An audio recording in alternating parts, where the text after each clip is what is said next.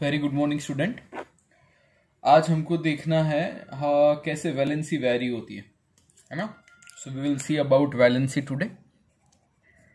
चलो, ऑलरेडी मैंने थोड़ा आपको एक्सप्लेन थर्ड चैप्टर में किया था, लेकिन थरोली आज मैं आपको एक्सप्लेन करूंगा वैलेंसी के रिलेटेड। ठीक है, चलो। सो फर्स्ट जो ऑक्टेट रूल है, ऑक्टेट रूल के हिसाब से अगर हम देखें तो ऑक्टेट रूल ये कहता है कि पहली जो सेल होती है उसमें 2 इलेक्ट्रॉन जाते हैं, उसके बाद वाली सेल में 8 इलेक्ट्रॉन, उसके बाद वाली सेल में 8 इलेक्ट्रॉन। ठीक है, ऐसे इलेक्ट्रॉन जाते हैं। जैसे ये सेंटर है न्यूक्लियस का, वहां पे प्रोटॉन और न्यूट्रॉन है। This is the first cell, that is a K cell. के सेल के अंदर जो है वो टोटल कितने इलेक्ट्रॉन जाएंगे? 1 और 2। 2 से ज्यादा इलेक्ट्रॉन नहीं जा सकते के में। ठीक है, फिर जैसे के के बाद देते हैं एल, तो एल के अंदर अगर हम देखें, एल के अंदर हम देखें, this is nothing but the L cell. तो एल सेल के अंदर हम देखें 1 2 3 4 5 6 7 8।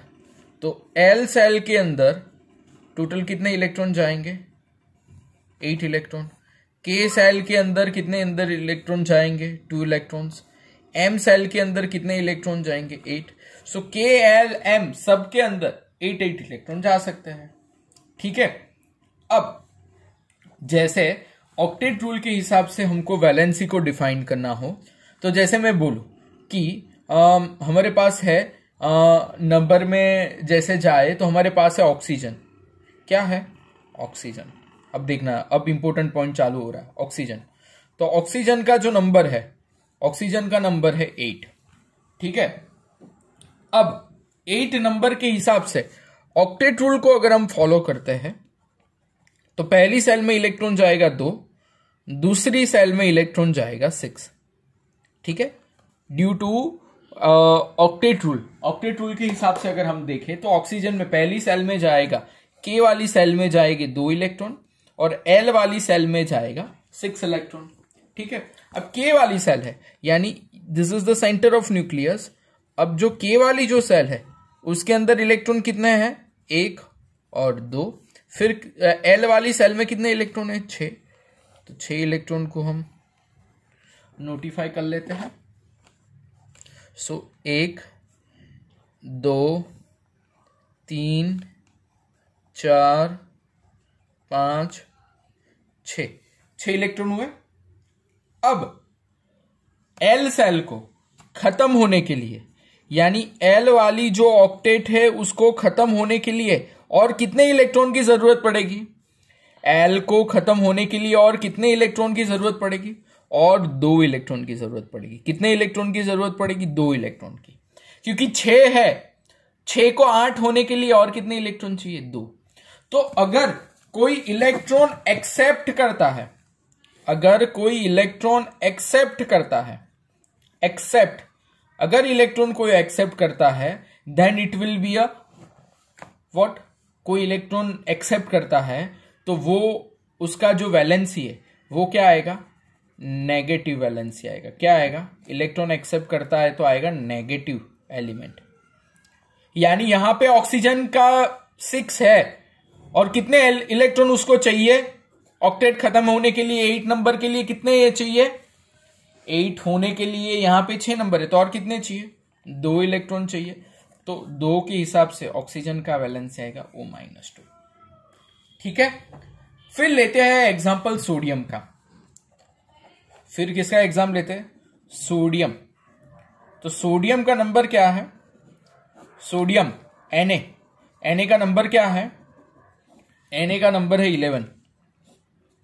Na का नंबर है 11।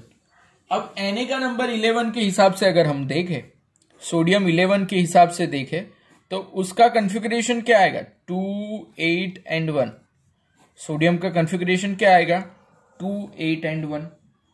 ठीक है, अब सोडियम का कॉन्फ़िगरेशन 2 8 1 है, यानी इसका अगर हम कॉन्फ़िगरेशन देखें तो फर्स्ट सेल में कितने इलेक्ट्रॉन जाएंगे? फर्स्ट सेल में 1 2। फिर कितने इलेक्ट्रॉन जाएंगे? ऐसे 1 2 3 4 5 6 7 8 और लास्ट सेल में कितने इलेक्ट्रॉन जाएंगे? लास्ट सेल में कितने इलेक्ट्रॉन जाएंगे? एक ही इलेक्ट्रॉन जाएंगे। ठीक है, यानी 2 8 1 लास्ट सेल में कितना है? एक इलेक्ट्रॉन है। अब ऑक्टेट के रूल के हिसाब से देखें तो 2 8 8 हिसाब से जाता है, यानी ऑक्टेट में 2 8 8 करके जाता है। यहां पे लास्ट सेल में कितना है? एक इलेक्ट्रॉन है। अब ये एक इलेक्ट्रॉन को क्या करना पड़ेगा? एक इलेक्ट्रॉन को करना क्या पड़ेगा?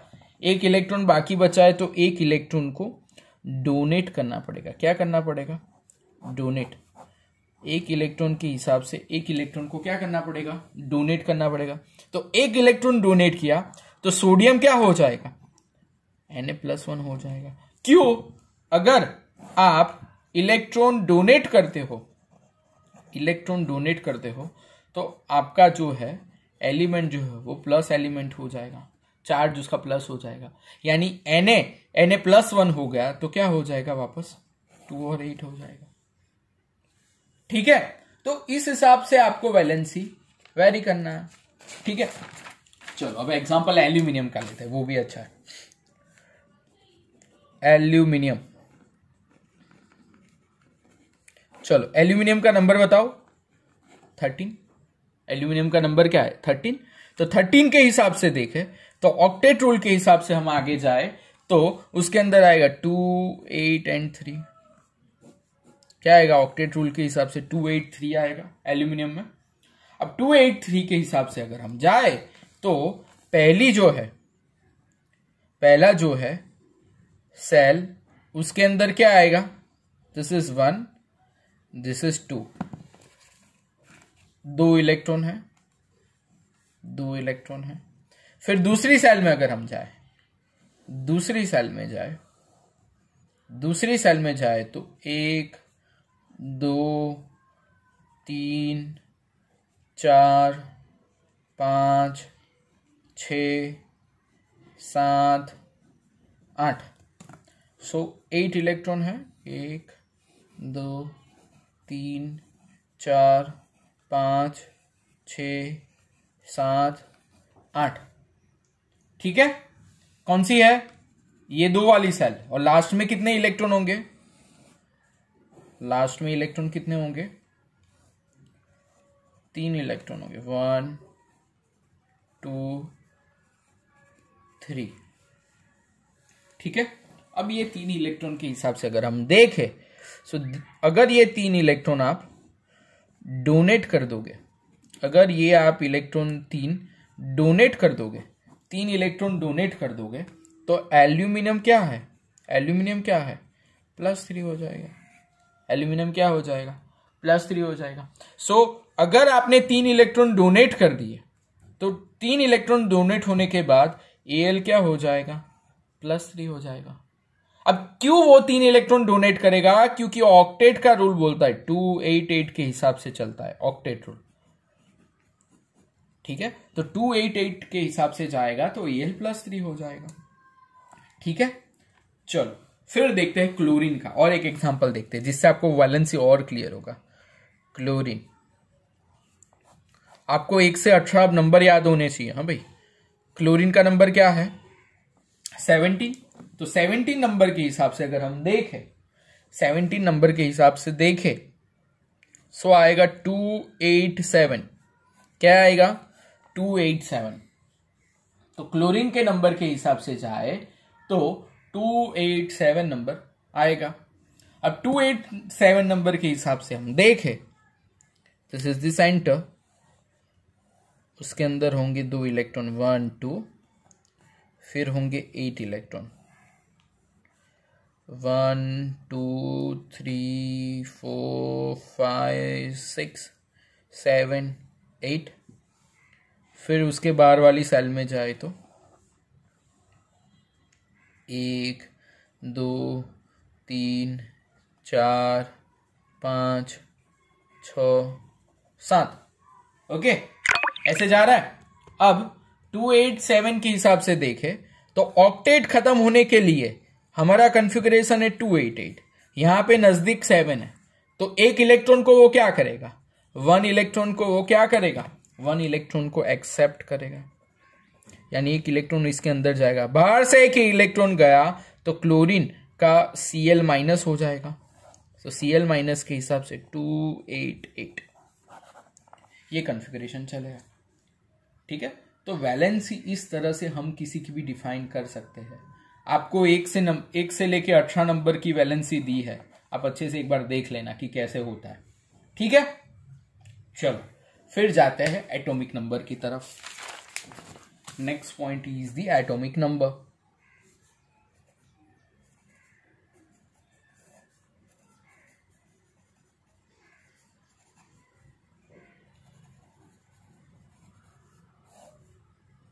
एटॉमिक नंबर में देखें तो हमको पता है, we know that protons are present in the nucleus of the atom, ये सब हमको पता है। ठीक है, so the number of protons that are present, number of protons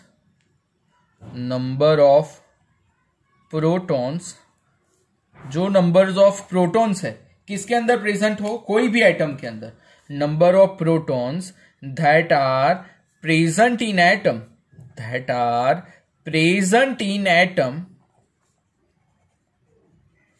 is called atomic number। जितने प्रोटॉन्स प्रेजेंट हो उसको उसका एटॉमिक नंबर बोला जाता है। ठीक है, फिर एटॉमिक नंबर जो होता है वो atomic number is defined by Z। तो उसको जो डिनोट करने के लिए हमको क्या चाहिए, Z चाहिए। Okay, now for atomic number hydrogen if you are talking, तो हाइड्रोजन के लिए एटॉमिक नंबर 1 है। For hydrogen atomic number is 1, तो हाइड्रोजन के लिए एटॉमिक नंबर जो होगा वो होगा 1। ठीक है, वैसे ही हम कार्बन के रिलेटेड बात करें तो कार्बन के लिए एटॉमिक नंबर जो है वो होगा, कार्बन के लिए एटॉमिक नंबर जो होगा वो होगा 6। ठीक है, so the atomic number is defined by total number of protons present in the nucleus. So atomic number is defined as a total number. Final हमको ये बोले कि जितना प्रोटॉन एटम के अंदर प्रेजेंट है that is called as atomic number. Okay, तो उसको डिनोट किया जाता है Z से। किससे डिनोट होगा, Z से। ठीक है, चलो नेक्स्ट जाते हैं मास नंबर पे। So next topic is the mass number.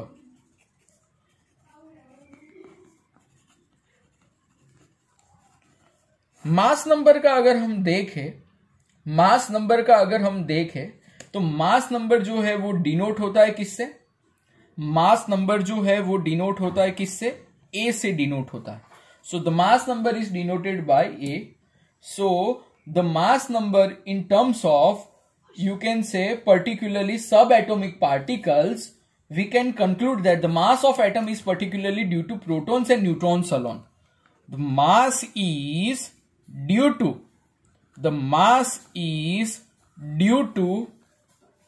protons and neutrons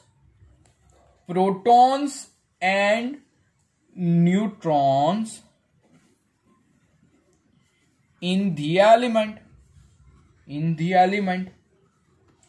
So जो न्यूक्लियस के है उसके अंदर, एटम के अंदर प्रोटॉन्स और न्यूट्रॉन्स जो होते हैं उस हिसाब से ये जनरेट होता है।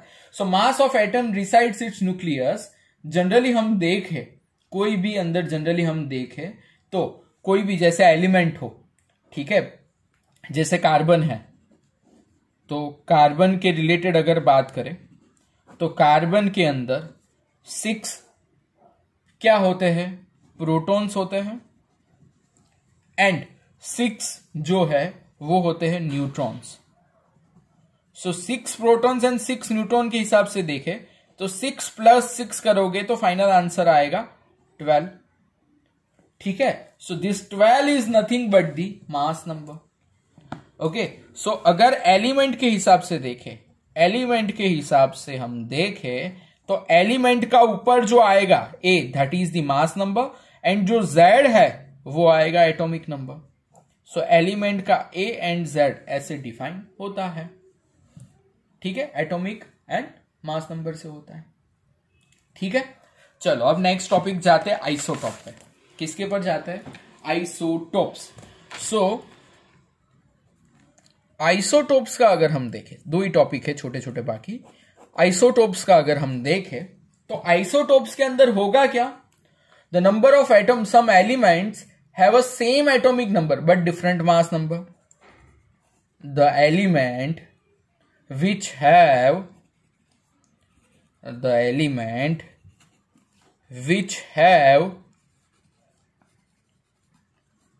जो एलिमेंट होगा जिसके अंदर क्या होगा, जो एलिमेंट है उसके अंदर जनरली सेम एटॉमिक नंबर जो होगा वो सेम होगा, लेकिन डिफरेंट मास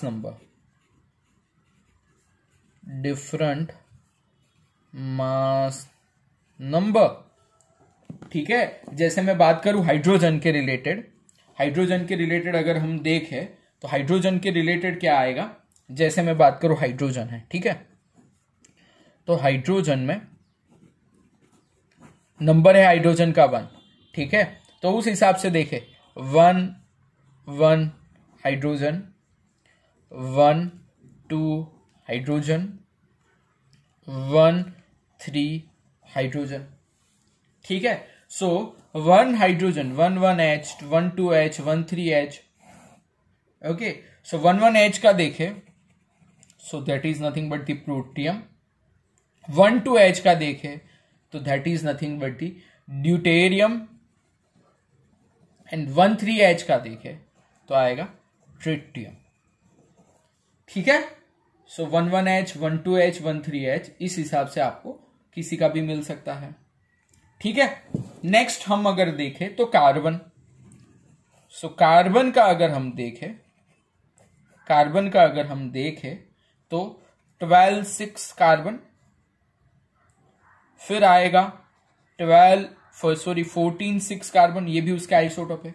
यहां पे देखो सब जगह हाइड्रोजन का जो एटॉमिक नंबर है वो सेम है। यहां पे भी देखो 6 6 ही है एटॉमिक नंबर, तो एटॉमिक नंबर फिक्स है, भले ऊपर नंबर डिफरेंट हो लेकिन नीचे का नंबर फिक्स रहता है, उसको बोलते हैं आइसोटॉप्स। क्या बोला जाता है? आइसोटॉप्स। और नेक्स्ट जो टॉपिक आता है वो होता है आइसोबार। क्या आएगा? आइसोबार।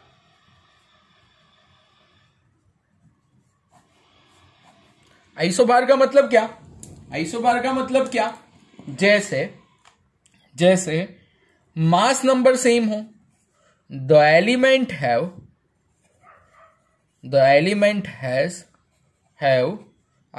have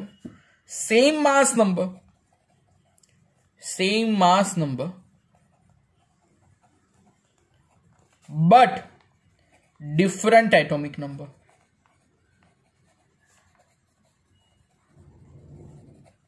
जैसे मैं बात करूं आपको कि आर्गन एंड कैल्शियम, आर्गन और कैल्शियम, आर्गन का नंबर 18 है, कैल्शियम का नंबर 20 है, लेकिन उसका मास दोनों का फिक्स है 40, यानी दोनों का मास फिक्स है 40, तो उसको बोलेंगे आइसोबार। और अगर एटॉमिक नंबर सेम हो तो आइसोटॉप्स, ठीक है। So we are ending this chapter. कल ये चैप्टर का प्रिपरेशन करो, अपन संडे इसका एग्जाम करते हैं, ठीक है। तो आज यहां तक है, it's very important chapter. Okay guys.